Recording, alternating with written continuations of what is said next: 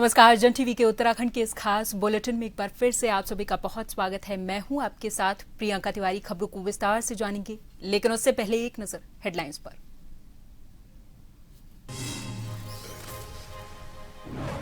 उत्तराखंड के सीएम पुष्कर सिंह धामी ने ऋषिकेश में श्रीमद् भागवत कथा शुभारंभ कार्यक्रम में की शिरकत। टिहरी में सूर्या देवभूमि चैलेंज 2.0 में हुए शामिल।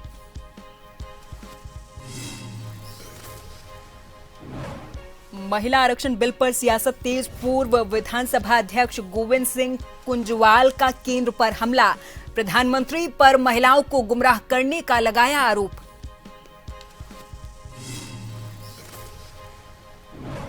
उत्तराखंड के लाखों स्टूडेंट्स का इंतजार होगा खत्म। हाई स्कूल और इंटरमीडिएट बोर्ड परीक्षा का परिणाम 25 अप्रैल को शिक्षा मंत्री धन सिंह रावत करेंगे घोषित।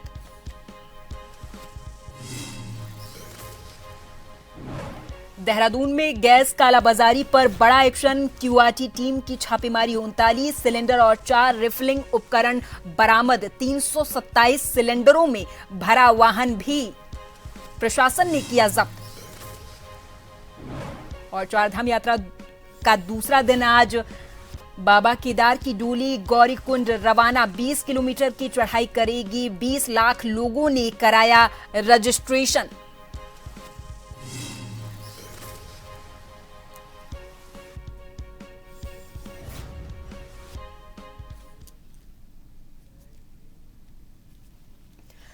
खबरों को जानेंगे विस्तार से। यमकेश्वर के वानप्रस्थ आश्रम में आयोजित श्रीमद् भागवत कथा में पहुंचे मुख्यमंत्री पुष्कर सिंह धामी ने श्रद्धालुओं को संबोधित किया और कहा कि श्रीमद् भागवत भगवान श्री कृष्ण का सजीव स्वरूप है, जो कि मानव को धर्म, ज्ञान और भक्ति के रास्ते पर अग्रसर करते हुए जीवन को सकारात्मक दिशा प्रदान करती है। इस दौरान उन्होंने प्रदेश में धार्मिक पर्यटन को बढ़ावा देने के लिए सरकार के द्वारा उठाए गए विभिन्न महत्वपूर्ण और दूरगामी कदमों का भी उल्लेख किया है।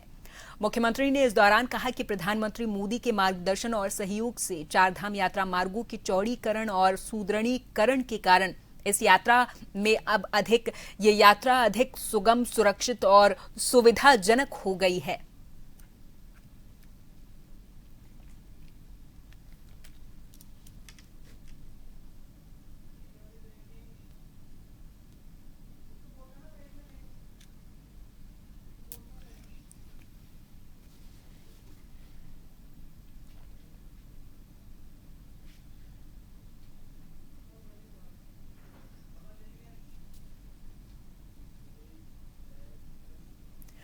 उत्तराखंड में सियासत गरमाई हुई है। भारतीय जनता पार्टी के प्रदेश प्रवक्ता हनी पाठक ने विपक्ष को सलाह दी और कहा कि वो एसी कमरों से बाहर निकलकर जनता के बीच जाएं और जमीनी हकीकत समझें। उन्होंने ये कहा कि सरकार ने अपने वादों को पूरा करने की दिशा में काम किया। उन्होंने ये दावा किया कि मुख्यमंत्री धामी के नेतृत्व में 30,000 से अधिक युवाओं को सरकारी नौकरी मिली है और नकल विरोधी सख्त कानून लागू किया गया है। महिलाओं के लिए लखपति दीदी और ड्रोन दीदी जैसी योजनाओं का भी जिक्र किया गया। साथ ही समान नागरिक संहिता लागू करने को उन्होंने राज्य का बड़ा कदम बताया और विपक्ष से इन उपलब्धियों को समझने की अपील की है।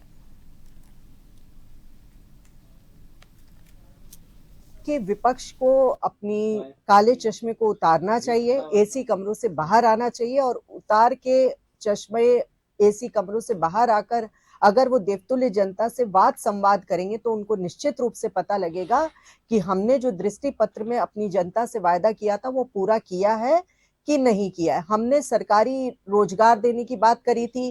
अब तक हमारे धामी जी के शासन काल के दौरान 30,000 से ज्यादा बच्चों ने हमारे सरकारी नौकरी पाई है। उसके तहत उनका भविष्य भी उज्जवल हो रहा है। सख्त नकल विरोधी कानून लागू किया है, जिसके तहत हमारे नौनिहालों के भविष्य के साथ किसी प्रकार का खिलवाड़ नहीं हो सकता है। नव प्रसूता के लिए महालक्ष्मी किट की योजना और लखपति दीदी योजना के माध्यम से 1.5 लाख से ज्यादा बहनों को हमने लखपति दीदी बनाया। द्रोण दीदी योजना के जरिए महिलाओं को स्वावलंबी बनाने की दिशा में कार्य किया है।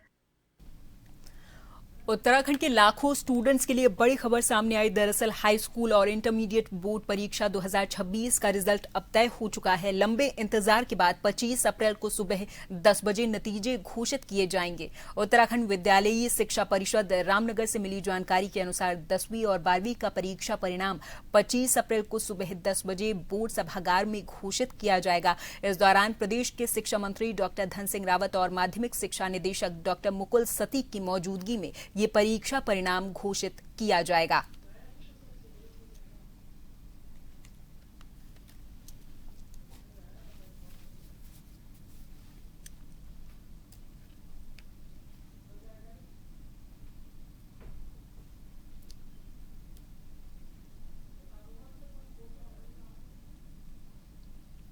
दो 2026 की जो परिषदीय परीक्षाएं हैं वो हमारी संपन्न हुई थी और इनमें इस वर्ष 2,15,252 छात्र पंजीकृत थे। हाई स्कूल और इंटरमीडिएट परीक्षाएं हमारी शांतिपूर्वक संपादित हुई थी 21 फरवरी से और 20 मार्च तक। तत्पश्चात 27 मार्च से और 10 अप्रैल तक हमारा मूल्यांकन का काम प्रस्तावित था, जो निर्धारित तिथि को पूर्ण हो गया था। इस बीच में हम लोगों ने डाटा पंचिंग और परीक्षा फल निर्माण का कार्य प्रस्तावित किया है। इस वर्ष जो परीक्षा परिणाम है वो 25 अप्रैल को प्रातः 10 बजे माननीय शिक्षा मंत्री जी की गरिमामयी उपस्थिति में बोर्ड मुख्यालय में परीक्षा परिणाम की घोषणा की जाएगी। देहरादून में गर्मियों को देखते हुए संभावित पेयजल संकट से निपटने के लिए जल संस्थान ने व्यापक तैयारियां शुरू कर दी हैं। विभाग ने शहरी क्षेत्रों के 379 मोहल्लों और ग्रामीण क्षेत्रों की 691 बस्तियों को चिन्हित किया जहां पानी की कमी की आशंका है। साथ ही फायर हाइड्रेट्स की नियमित जांच, हैंडपंपों के रखरखाव और 31 कंट्रोल रूम के स्थापित करने पर निगरानी व्यवस्था को मजबूत किया गया। मुख्य महाप्रबंधक डीके सिंह के अनुसार पुराने अनुभवों और मौसम को देखते हुए संवेदनशील क्षेत्रों पर विशेष फोकस किया जा रहा है। ग्रामीण इलाकों में हैंडपंपों में मोटर लगाने और पारंपरिक जल स्रोतों को पुनर्जीवित करने का काम भी तेजी से चल रहा है ताकि लोगों को पेयजल आपूर्ति सुनिश्चित की जा सके।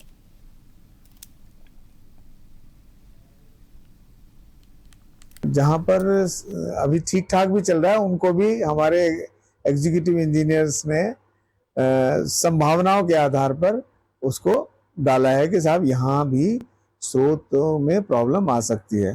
तो इस प्रकार से जो शहरी क्षेत्र है उसमें लगभग 369 ऐसे मोहल्ले चिन्हित किए हैं जहाँ पर समस्या आने की है और 691 ऐसी बस्तियां हैं ग्रामीण क्षेत्र की जहाँ पर पेयजल संकट की संभावनाएं हैं। इसके लिए हमारे यहाँ जो अब कुल मिलाकर के 1060 हो जाते हैं, ये किया है। दूसरा ये देखा गया है कि हमारे इस ग्रीष्म काल में जो गर्मियों के कारण फायर की भी प्रॉब्लम होती है, तो गवर्नमेंट ने प्रति माह इसका जो संयुक्त निरीक्षण करके उसकी जांच करके मुख्यालय स्तर पर अवगत कराने के लिए कहा गया ताकि फायर हाइड्रेंट प्रॉपरली सुचारू अवस्था में रहें। चंपावत जिले में मानदेय सहित विभिन्न मांगों को लेकर आंगनबाड़ी कार्यकर्त्रियों का धरना प्रदर्शन अब दिनों दिन बढ़ता जा रहा है। आज सोमवार को लोहाघाट के रैन बसेरा परिसर में संगठन जिलाध्यक्ष मीना बोहरा के निर्देश पर ब्लॉक अध्यक्ष कविता पंत के नेतृत्व में आंगनबाड़ी कार्यकर्त्रियों का आंदोलन 17वें दिन भी जारी रहा। इस दौरान इनके द्वारा सरकार के खिलाफ जोरदार नारेबाजी की गई और उनकी मांगों को पूरा करने की मांग की गई है।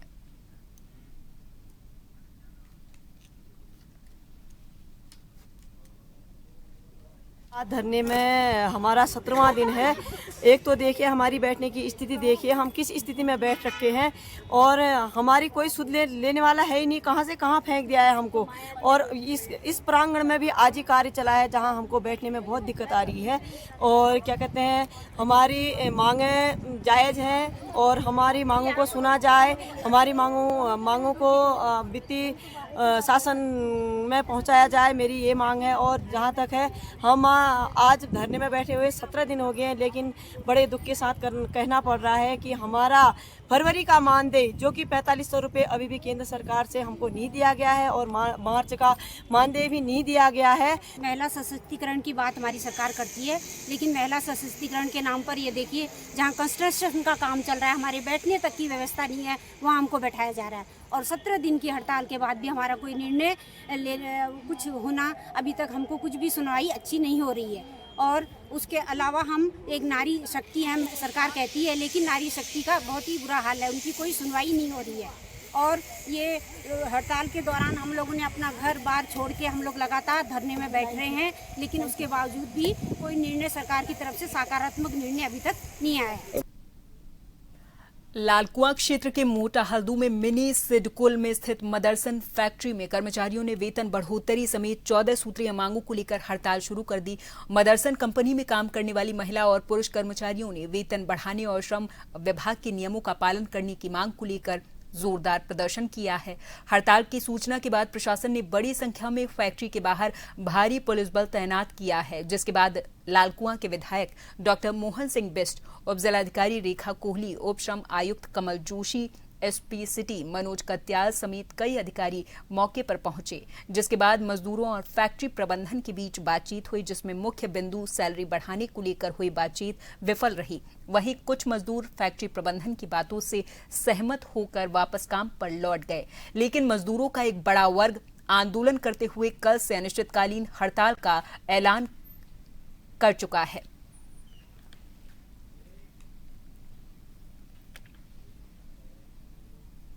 और यहां पर वक्त है एक छोटे से ब्रेक का, फौरन हाजिर होंगे कुछ और खबरों के साथ।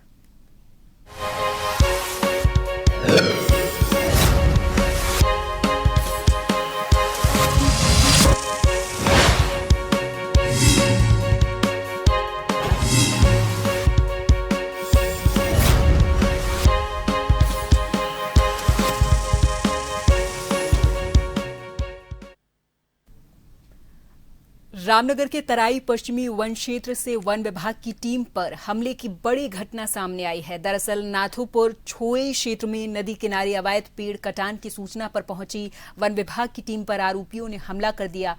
जानकारी के मुताबिक वन बीट अधिकारी विमल चौधरी अपनी टीम के साथ मौके पर पहुंचे हुए थे, जहां आरोपियों को पेड़ काटकर लकड़ी ले जाते हुए पकड़ा गया। पकड़ने की कोशिश के दौरान आरोपियों ने विरोध करते हुए झड़प की और वनकर्मी घायल हो गए।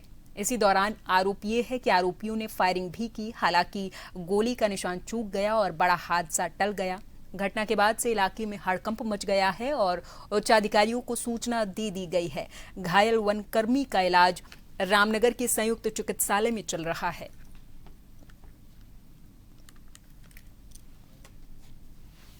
मैं चौकी में था, इसकी सूचना मुझे मिली कि कुछ लोग पेड़ काट रहे हैं नदी किनारे।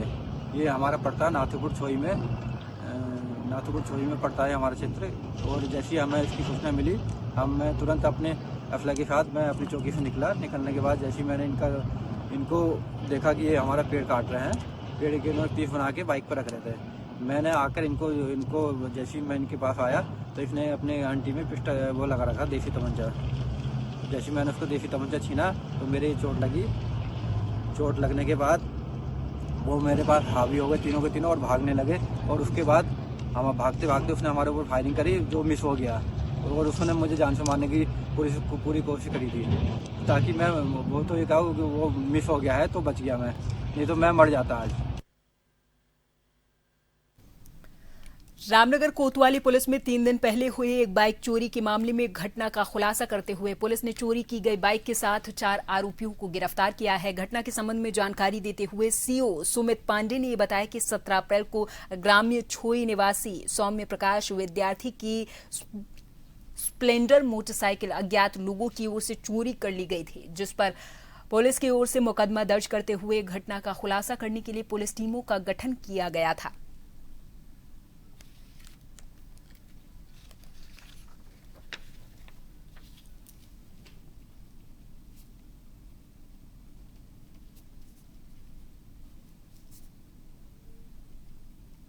17 अप्रैल को एक वादी जो सौम्य प्रकाश जिनका नाम है, उनके द्वारा एक तहरीर दी गई कि छोई क्षेत्र से उनकी स्प्लेंडर प्लस बाइक जो है वो चोरी हो गई है।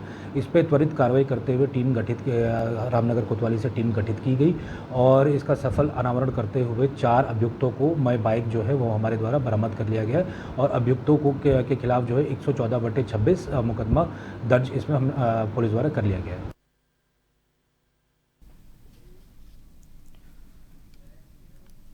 चारधाम यात्रा का आज दूसरा दिन रहा। श्रद्धालु सुबह से ही उत्तरकाशी जिले के गंगोत्री और यमुनोत्री धाम में मां के दर्शन कर रहे हैं।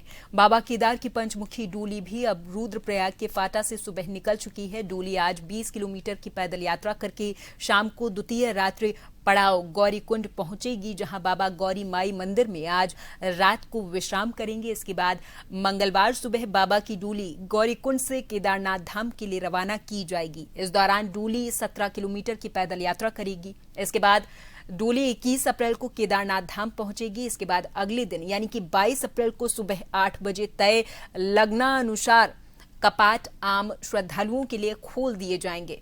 केदार सभा की वरिष्ठ मेंबर पंडित उमेश चंद्र पोस्ती ने बताया कि यात्रा से जुड़ी सभी व्यवस्थाएं लगभग पूरी कर ली गई हैं।